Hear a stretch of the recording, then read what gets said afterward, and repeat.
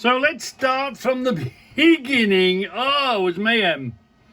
I didn't, you didn't really know why it was mayhem. It's not usually this mad. But anyway, it turns out, let's go on a little bit. Let's just flash this on a little bit. It turns out there wasn't only two, but there was three vehicles here had stopped and had it on. I don't really know what was going on. Were they changing details? What? I couldn't see any damage. I wasn't sure what these were doing there. I wasn't sure, but anyway. And then there was another vehicle in front. So someone broken down and they touched each other. I don't really know. There was nothing obvious anyway. But as a consequence, as you can understand, the place was chocker. The place is chocker anyway, and it's the normal stuff. And sometimes this lane here can be quite busy, but when it's like this, you've got to be watching, and So anyway, let's push on a little bit. What should we call this video? The silly cow. Yeah, you're going on YouTube, you silly cow. Yeah. So anyway. So the good thing when you've got your own camera, you can go, but a thing happens so quickly. It's the end of the day and you can't remember. The fantastic thing about this is you can pick it up, bring it home, put it on your computer, and you can examine it and go through it literally inch by inch, foot by foot, who did what where, you know what I mean? So that's why I enjoy this.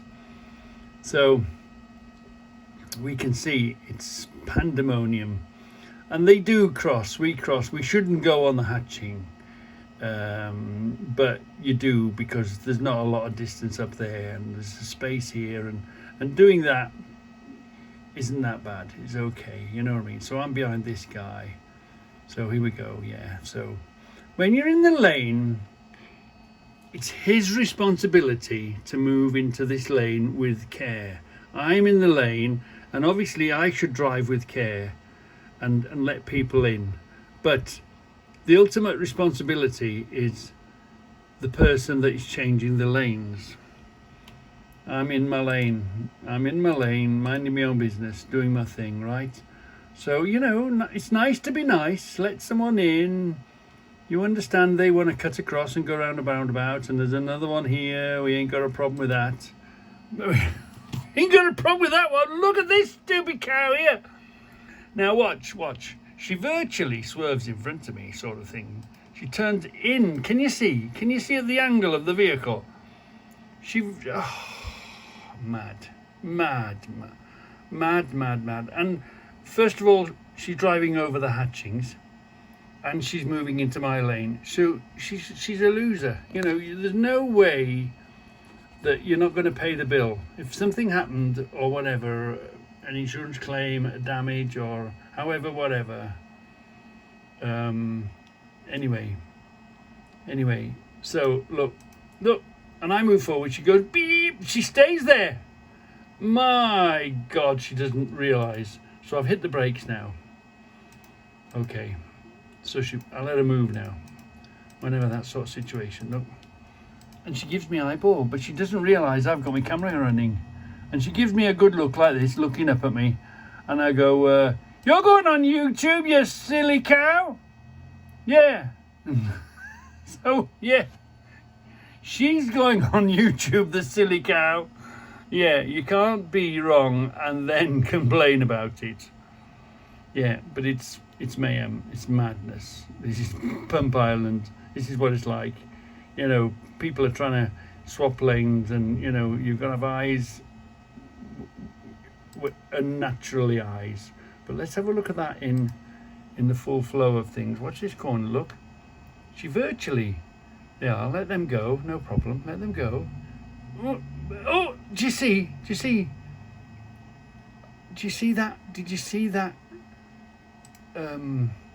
What was it? Did you see her? She drove in front of me. She didn't go alongside and try and merge. Look, see how she turned in on me? Almost as if she wanted me to run her over. and she's right under my corner. Well, anyway, BJ15FTE, is that? Yeah, FTE. You're going on YouTube, you silly cow. It's just not worth the aggravation or the paperwork. Just, just chill, man. Just, obviously, because this mayhem had gone on. Oh, I'm 5 minutes late now. Oh, I'm 10 minutes late now. Oh, I've got to get to work. Oh, she was late to work. Everybody was late to work because it took us ages to get through this. And, somebody wants to come in, let them in. But yeah, that silly cow's on YouTube for sure anyway. So here's another container destination. And it's not, to be honest, it's not the container destination's fault.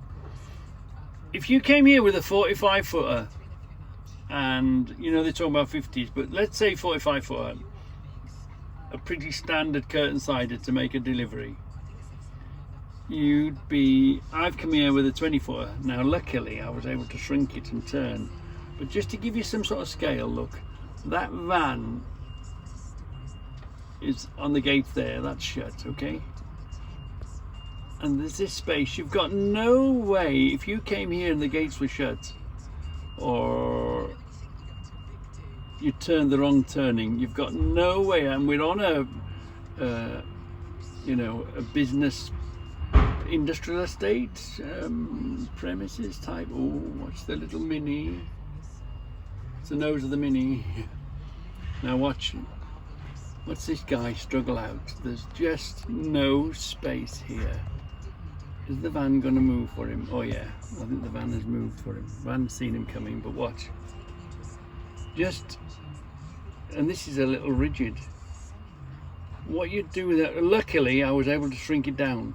But these planning people, the people that design these areas, these industrial areas, must be on drugs. There's no other explanation. If you came in Arctic here in an industrial area and tried to turn around, you would be stuffed. Look, he's going as far back as he can, and that's a rigid. Forget about if you had an Arctic. There's an entrance here, whether they'd let you in and spin round. I'm not on about the places or the permission to do things or to do whatever. It's just the design of the roads, the councils, the planning department, the whoever, and in coming to big areas where there's big places that accept 20 foot and 40 foot containers, and people turn up with 45 foot, which is pretty standard, 45 foot curtain siders, and now they're going to allow us to run 50 footers. And it can carry lots of pallets, not the weight. So let's say, for instance, you happen to be passing here and the transport office had to deliver, right, you've got 5 pallets for this place whilst you're passing, which makes sense, sort of thing. Well, whilst you're passing, we've got five pallets to deliver to this address, and they don't know anything about it. It's just another address. It's just another business address. You know what I mean? And he's about to go now, look. There's no space. Oh, I was very lucky that I've got a 20 footer on and I shrunk it and I got in. But if you turn up here with a curtain sider, you are stuffed. And it's just unfair to the drivers. Just unfair. They don't give a damn about transport. No.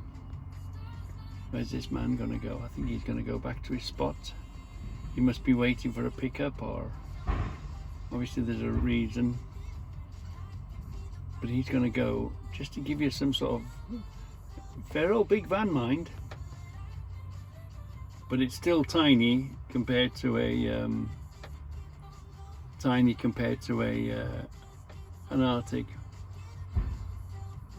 It's just mad. And like I say, I got away with it this morning because I got a 20 footer, and I fairly struggled with that because I was able to shrink. It wasn't that heavy, so I was able to shrink the trailer up, and I got away with it. But if I'd come here with a 40-footer or a, even a 45-footer, I would have been stuffed. It's mad. Can you see now? Look, here's a rigid turned up. If you was in the Arctic, you'd be in big bother. It looks like, I'm not sure if he's delivering or trying to turn around. But even if you'd gone up to the corner, I went up in the corner and got my bum stuck here, sort of. Look. Show you some sort of a scale as what's going on in this corner. I can't wait for an Arctic to come because I know he'd be stuck. But, So this morning I've got a load of socks on. Look, 20 dozen in a pack, 60 packs, 20 dozen socks made in Pakistan. I've got a whole load of them to be tipped. We might have something here. We might have something here. He hasn't been able to grip it. Hold on. So he's turned around. See if he can grip it this way. Let's see. Let's see. Good. Yeah. Has he got it? Locked on. Oh, very odd. Couldn't pick it one way, so he just spun it round and tried the other way.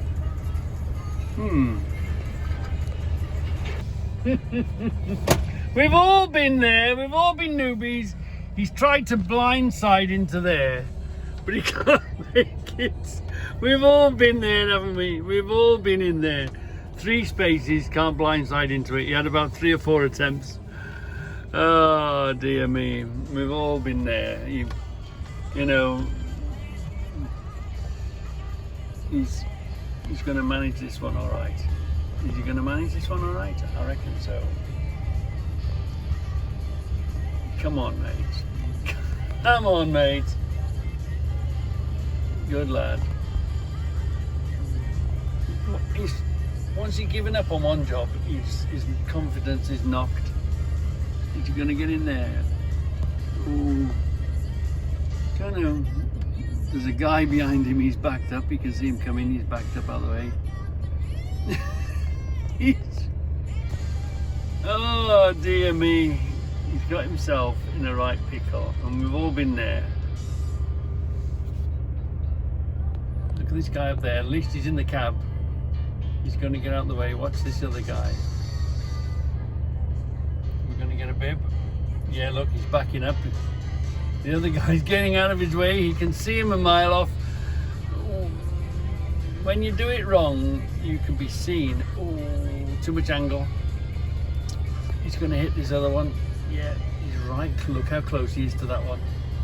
Needs to straighten up. Come on, man. Come on, mate. Straighten up. That's it. We've all been there. And everybody. The trouble is, you do this in a services, and everybody's watching you. And the worst time to do it is when Reggie on the road is behind you watching. We can laugh about it now, can't we? Because it's not us. But anybody who says they've never been there are bloody liars. Yeah, we've all been there, we've all done it. Come on, mate. Come on, mate. Come on. Good lad. Look how far. Look at the line on the floor. Look how far out he is. He's all right now. He'll get it. He'll get it now. Come on. Come on. Come on. Practice makes perfect. There is a driver in this one, so we'll be all right. Go on. Go on. Good lad. I've got to get out of here. I need fuel. So I've got to get out of here. But we've all been there and we've all been watched. So here we are, a tarmac driver. There's just no reason for this sort of behaviour. Just keep an eye on what this tarmac driver does. We're in a queue, going into roadworks. I think we're going up 38 actually. Yeah. So just watch this now. And watch the back of the car. He actually flashes him, look. Is it that one? It's this one. No, it's not this one. Is it the next one? Yeah, this one. Watch this one. There's just no reason, and he flashes him, look, the truck flashes him. There's no reason for that sort of behaviour at all. As a professional driver, as a driver, what the hell is... Look. And then, see, flashed him. Because he was probably right up his chuff. Tarmac. What standard of driving are you stealing, whatever that is, whatever that meant? What a crackpot. There's just no need for it. Let's have one more look. There's just... We're in a queue, as you can see, look, we're in a queue. There's no reason for that behaviour whatsoever. So here's another numpty of the week. Here we are, look. Let's, shall we go back a little bit? We'll go back a little bit. I'm leaving the speed there. We're governed at 56, so I'm doing 54, 55, about, you know what I mean? That's according to this piece of equipment. Now, if I want to pass somebody, if they're doing 5 mile an hour slower and I can go 5 mile an hour quicker, then that's fine. Do you know what I mean? I know I can pass them. So I come up behind them. I think, oh, there's a slow vehicle in front of me. So first of all, we look in the mirror. I'm going to pass it. I judge it first. I sit behind him for a while. And if I can pass him with 5 miles to spare, then no problem. He's doing 50. I can do 56 or 55. I can pass him. But look, what the, I'm doing 54 miles an hour, right? So can he do 55 or 56? I'm doing 55 miles an hour. Why do you hold everybody up, block the whole of the lane, and there's my speed, look. If you could go considerably quicker than me, fine, that's no problem. But look, what's the point of doing that? I'm doing my 54, my 55, I'm governed, he's governed, he just can't pass, can he? So he decides, well, I'm going to block everyone. And then he cuts in. You see? Cuts in. So there's my safety space, my life-giving gap. No good flashing me. My life-giving gap is there. So now I'm easing back off now.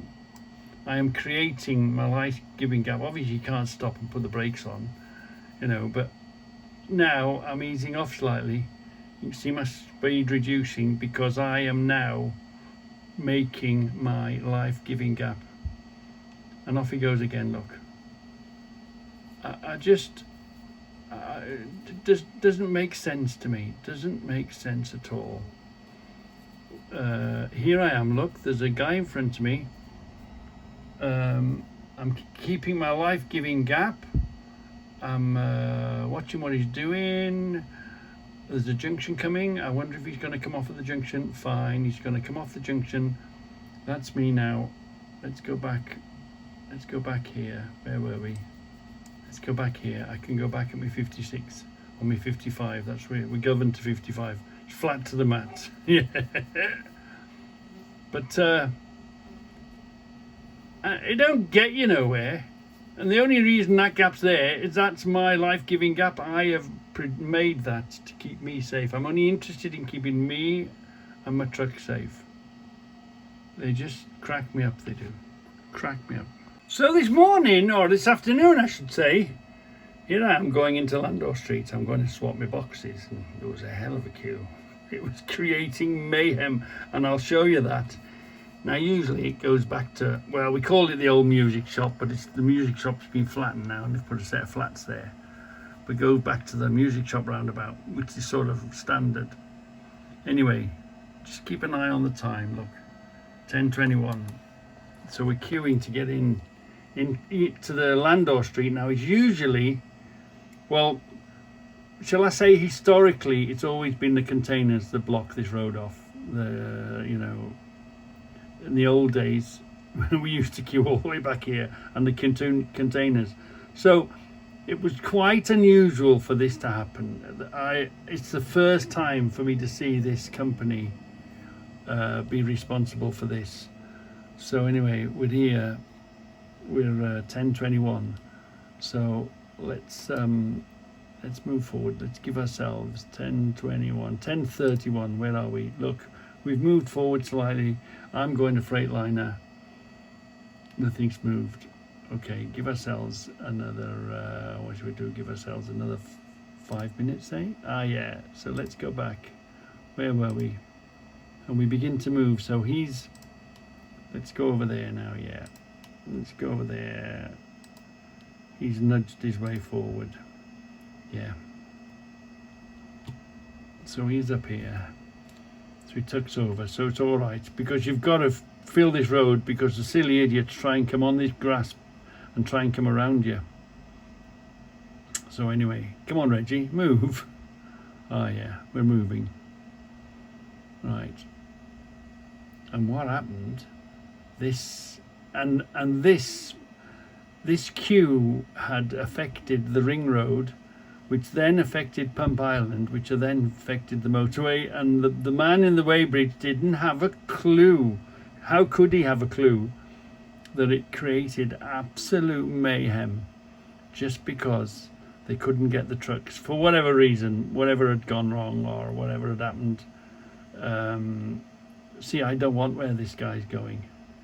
These people that have created this queue, is it Enviro or Veolia or, you know, these recycling places that keep changing their names? It's one of them anyway. Wait there, the man had guided me, because he's seen I got a container. I'm not going to the same place as him. Still a car coming. Okay, let the car go by. Here we are. Let's go round. Thank you, mate. Thank you. So we've got one queuing there. We've got another queuing here. Then we've got another queuing. Now this silly area, he was talking, but I didn't want to run him over. Excuse me, mate, don't stand there. I'm coming through with the truck. Right, okay, come on. And of course you can't queue there because this traffic island thing. So he was there. I squeezed my way past. Now we used to block this road up regular 2 or 3 years ago. The queue is for this place here, look. The queue is for there. And the consequence of that. So this is the queue, you know, before we go into Freightliner, but this place here, the man in the weighbridge didn't have a clue what mayhem he was creating. So what is it? Suez? What's the new name for Veolia or whatever it's called now? I can't remember. Anyway, I go past it every day. I should remember. So it wasn't Freightliner. Freightliner used to be the biggest cause of havoc. So anyway, we're going to jump forward now. Going to get in, sort of the box, and I'll show you how much havoc it created. Just one queue of one trying to get in. So here I am. I'm coming back out now. This is that place. They've got their own little slip road. This is the place that was causing all the havoc. So let's see what mayhem they were causing out on the ring road around Birmingham. They were queuing. And like I say, historically, this would have been Freightliner's doing, but we haven't had a queue like this for a Freightliner for ages. I don't know what had gone wrong. I don't know why there was that many trucks queuing and waiting to get in. And he was queuing up there, so we're just gonna go round the ring. We're going right, but you're forced to go left, so let's go to this roundabout, turn around and come back again. Look, so we're out on this roundabout. Let's get ourselves turned around and headed the other way. Yeah, there we are. Let's go the other way.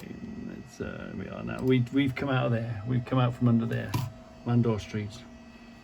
So you have no choice. You have to go to the roundabout and come back up. So will we see through the gap there? No. Anyway, this is we call this the Music Shop Island, because you see this big block of flats. That's student accommodation. That used to be a music shop. So we usually blocked up the music shop in the old days. It hasn't happened in a long time. But look at what that queue, the tail end of that queue had created. On the other side, look, and this is the ring road. This is one of the ring road round Birmingham. It had caused havoc, absolute havoc. So I don't know what had gone wrong, but no, queuing. It had brought the ring road to a stop because of the tail end of that queue had come out into the road and down the road and onto the ring road. It was absolute. Let's put that there.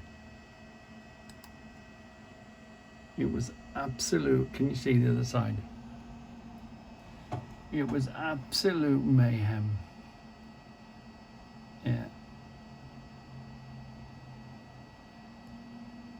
And it only really, as one released, it only let one at a truck at a time. Look at all this that it had created. Madness, absolute crackpot madness for one queue in one place had created all this mayhem. Yeah, I don't know if anything was said to them, or by the time anyone had spotted it or anybody said anything. So the man in the bridge would never knew that whatever was going on had created all this traffic, created a complete nightmare of traffic. Nearly reaching back to the expressway, was nearly reaching back to the motorway. Just a question, is junction 1 on the M5 above the motorway. If they want to encourage us to get onto push bikes, they've got to let you use the pavements. You can't have this happening. Here he comes now, watch. Here he comes, look. He's entitled to be on the road, but what a dangerous place to be. And if there's any more of those going on, it's going to be madness.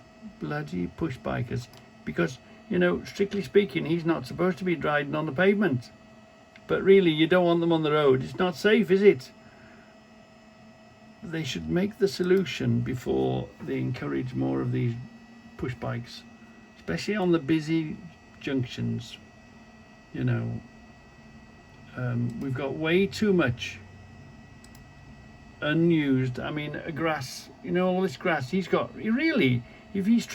he's passing through the junction, it's not a great expense, is it, to flatten all this grass and make him a safe path around?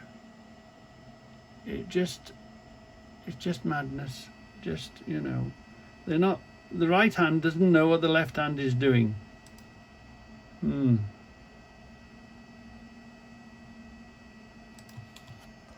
So let's have a look at this.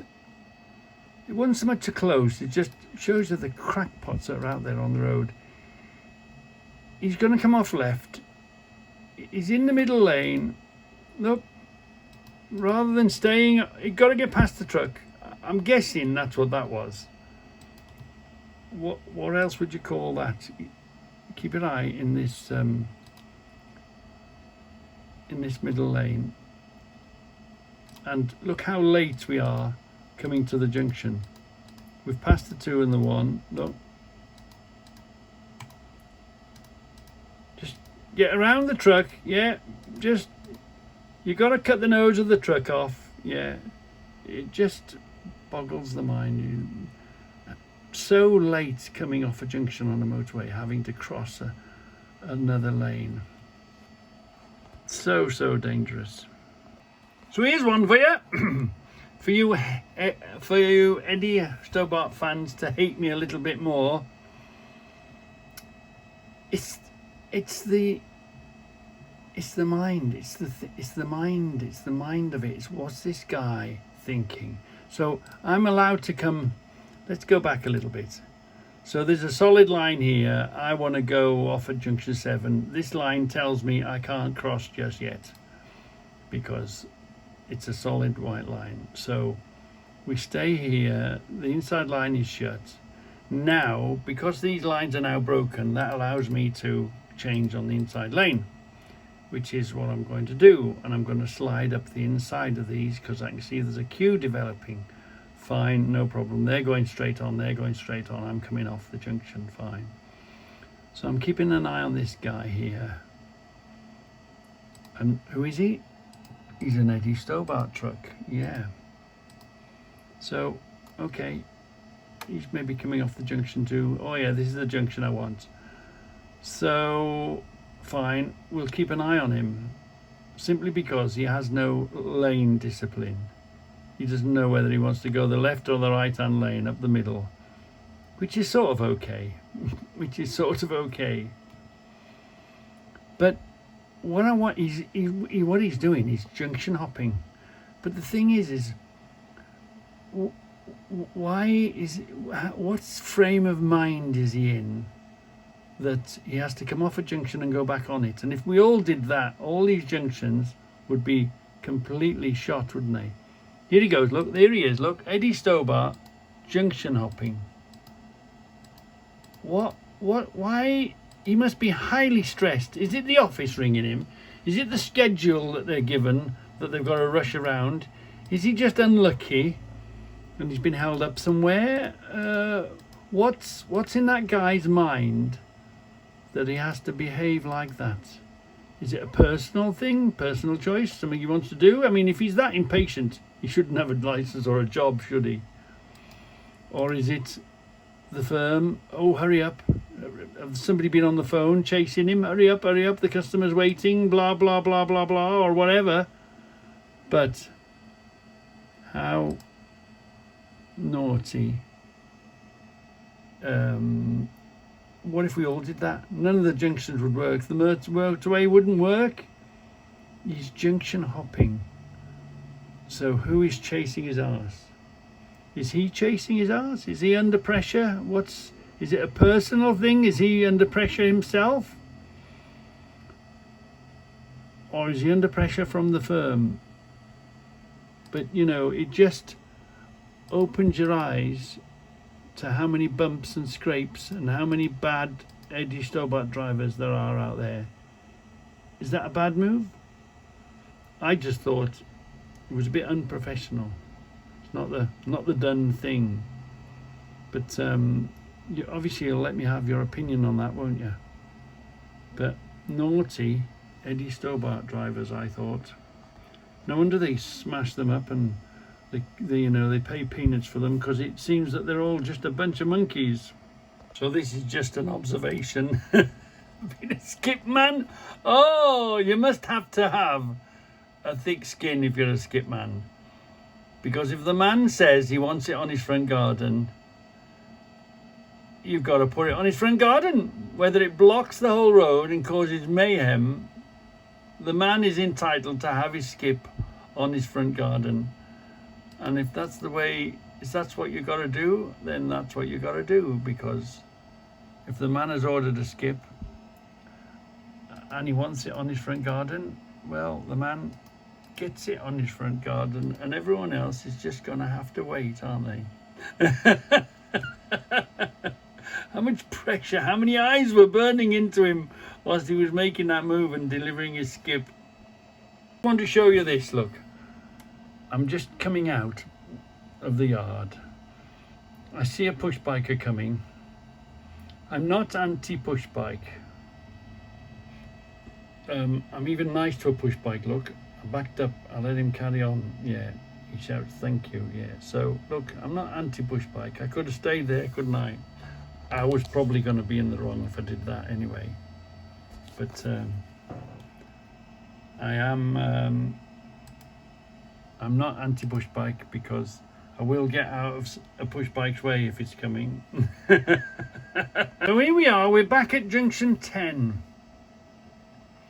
There's something wrong with junction 10. There's something, the markings aren't quite right. They should study this junction 10. There's something, look at this guy, right? He's guided on the inside like we were the other day. So let's have a look at this now. We've got M6 North, we've got Warsaw, and we've got M6 South. Right, so I'm going to Warsaw, right? So here I am, I'm going to Warsaw.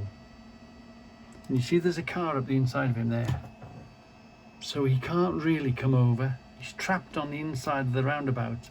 And see how that car is behind him on his blind side? Yeah. So now, look, see? So which has forced him. Ideally, he wants to be here to come around safely. But he's forced to go up the inside, isn't he? Because he can't see. It's not, you know.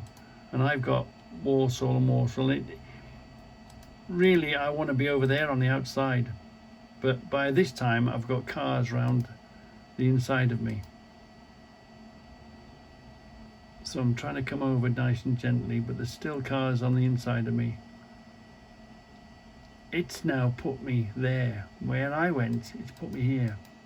Oh yeah, I had this motorcycle here, so I'm keeping an eye out for him. We don't want to run him over, do we?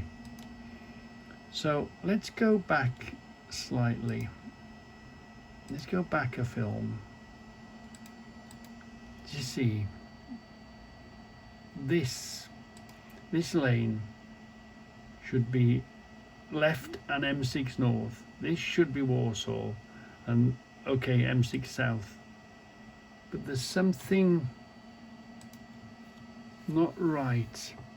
It's not safe, this junction 10, this new junction 10, the markings. Is it the road markings? I mean, how simple is it to get 3 lanes to go? Because they've got plenty of space and lanes. But it doesn't matter which way you go, it throws you off. Talking from the point of view of an Arctic, speaking from a point of view of make it idiot proof. Okay, maybe I'm wrong, maybe I'm an idiot. But you see, look. Again, it's put me in the wrong place. So let's go back slightly. So this one, let's run you forward. This one should be M6 North, and this turning here, look, there's a little road down there you can go if you want to. So there's plenty of roads to go from. But from where I was now, I can already see, if I can't see, I'm not swapping lanes, and when I do find myself in a position I can see, it's too late, there's already somebody in there. So this seems okay. But again, where did our Arctic man go? Let's have a look. Where did he go? Where did the road force him to go? They are, yeah. Keep an eye on him. There's something, for a brand new junction costing so much money, there's something, it feels wrong. There's something wrong with how these markings are doing. So we're all right here. Look, where did he end up? Look, he's still on the inside of the junction because he's not safe to move over. It's not safe for him to move over. And we're watching this bike, and I think there was another car. He's all right now. No, he's still, look. It's, yeah. And I was sort of trapped out there for a while, and now it's been safe because I can see in the mirror and there's nothing there. I've been able to, and of course, put my indicator on. I've come over safely. There's something wrong with that junction 10. Yeah, there's something wrong with the road markings. Puts you in the wrong place. Whichever one you choose, wherever you're going, something wrong. You feel it in your bones. It's not a safe junction.